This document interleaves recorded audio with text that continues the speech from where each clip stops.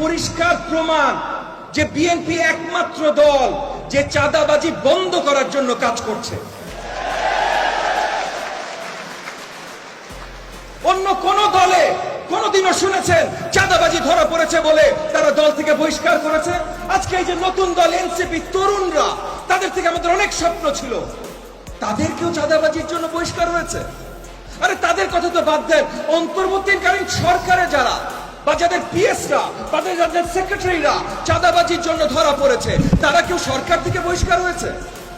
না, একমাত্র বিএনপি ওই দল বাংলাদেশের ইতিহাসে যারা চাঁদাবাজির জন্য শক্ত কোনো প্রমাণ যদি দেখানো যায় সঙ্গে সঙ্গে বহিষ্কার করছেন, এবং কার অধীনে করছেন?